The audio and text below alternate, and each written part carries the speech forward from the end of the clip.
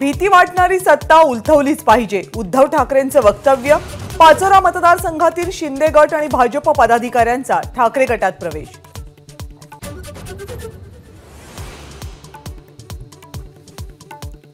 लोकसभेच्या जागा वाटपामध्ये ठाकरे गट 23 जागांवर ठाम। एबीपी माझाकडे जागांची एक्सक्लुझिव्ह माहिती। मुंबईतल्या 4 जागांवर ठाकरे गटाचा दावा।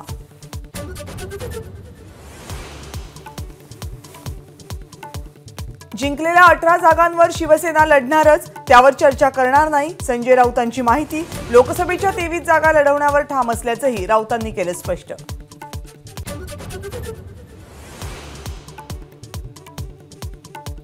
सगळे सत्ताधारी पक्ष 288 जागा कमळ चिन्हावर लढतील, हा भाजपचा प्लॅन। विरोधी पक्षनेते विजय वडेट्टीवार यांचा दावा।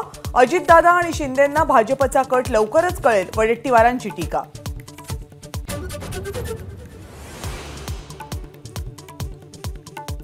जानेवारीच्या पहिल्या आठवड्यापासून काँग्रेस जागा वाटपावर चर्चा करणार। इंडिया आघाडीतल्या घटक पक्षांसोबत काँग्रेस चर्चा करणार। आजच्या काँग्रेसच्या बैठकीत निर्णय।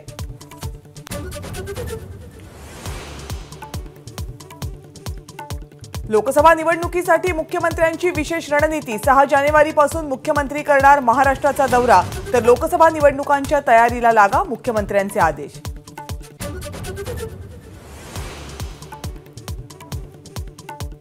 शिवसेनेनंतर आता राष्ट्रवादी आमदार अपात्रता सुनावणी। जानेवारीच्या पहिल्या आठवड्यात आज तारीख होणार निश्चित।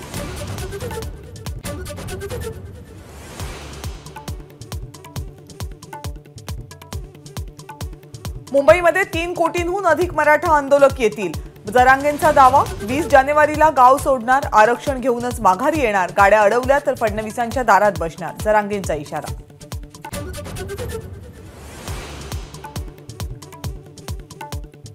मुंबईत मराठा आंदोलनासाठी आज शिवाजी पार्क, आझाद मैदान आणि बीकेसी मैदानाची पाहणी। दादरमध्ये शिष्टमंडळाची झाली बैठक।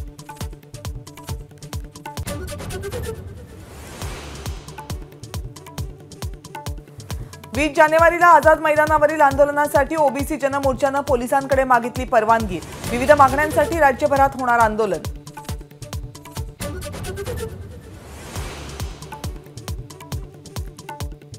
धनगर समाजाची आज पंढरपूरमध्ये राज्यव्यापी बैठक। अनुसूचित जमातीमध्ये आरक्षण मिळालं नाही तर सरकारला निवडणुकांमध्ये फटका बसेल, आंदोलकांचा इशारा।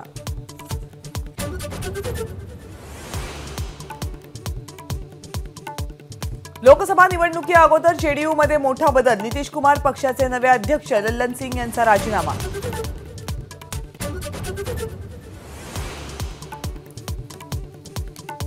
नागपूरमधल्या बिडगावमध्ये कचऱ्याच्या डंपरनं बहीण आणि भावाला चिरडलं। संतप्त जमावानं डंपर पेटवला, परिसरात पोलिसांचा बंदोबस्त।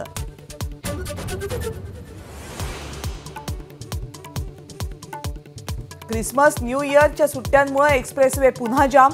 वाहतूक कोंडीवर हात झटकणाऱ्या महामार्ग पोलिसांच्या भूमिकेवर प्रवाशांची नाराजी।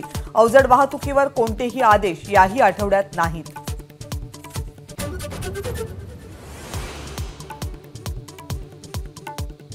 न्यू इयर सेलिब्रेशनवर कोरोनाच्या नव्या व्हेरियंटचं सावट। परराज्यातून नाशिकमध्ये परतलेल्या पर्यटकांना कोविड टेस्ट करण्याच्या सूचना, तर शिर्डी मंदिर परिसरामध्ये नो मास्क नो दर्शनचे फलक।